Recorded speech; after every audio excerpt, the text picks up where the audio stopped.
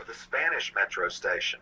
All you would be doing is changing some of the interactions and language pieces. This is a great way to save on virtual worlds. Another key learning for us was partnering with secure clients. The website that you see here, Adam and Jennifer will enter at the bottom, but this is activeworlds.com out of Appalachian State and Clemson University. They were using it for their grad classes, and we felt like it had more of a middle school look or kind of a primary look beyond elementary and not quite high school or the visual aesthetic of Second Life. The other nice thing about it was there wasn't a lot of time spent on the Maslow effect in Second Life. Now, if you haven't heard of the Maslow effect, these are things like, do my shoes sparkle?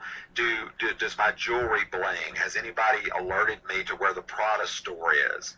We wanted to make sure people were not always preoccupied with getting dressed and just working themselves out to look nice in Second Life. We wanted it to be easy to jump in and then really spend some time learning while they were in there.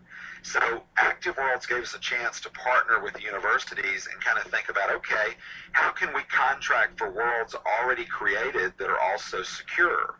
Another one you may not have heard about is quack.com. Jennifer and Adam are going to type that in the window below. But Quack is an interesting site in that it's very cheap and sells Second Life instance behavior in a secure environment for brief episodes. It's not glitzy, it doesn't have really pretty avatars, but it gets the job done in terms of short meetings or learning modules.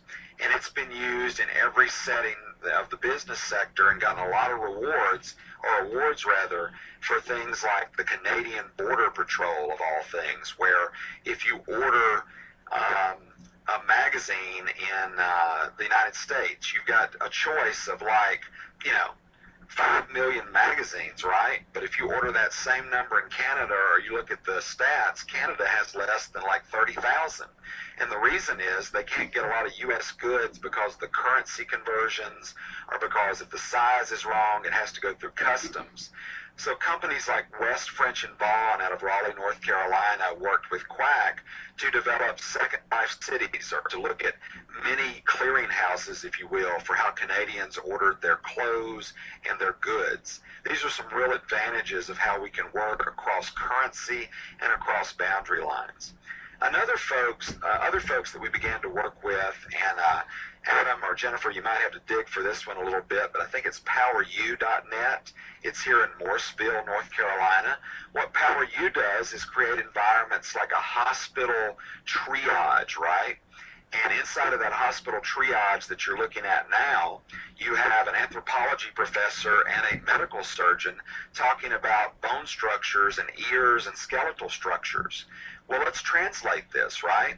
Why would I build the $60 million high school anymore when I can build a $20 million high school with bigger virtual spaces on campus so that students can have interactive presentations both while they're there during the school day, but also on their mobile phones or their web-based computers when they go home? You know, a question we always get is about access. Well, if you're committed to strategic planning, access is not a problem. You look at great examples like Project K-Neck coming out of Onslow County in North Carolina, where the principal regularly appears on the PA and says, don't forget your cell phones, because they've partnered with Cisco to offer IP stints where students only have access to the controlled networks during the day and open access at night.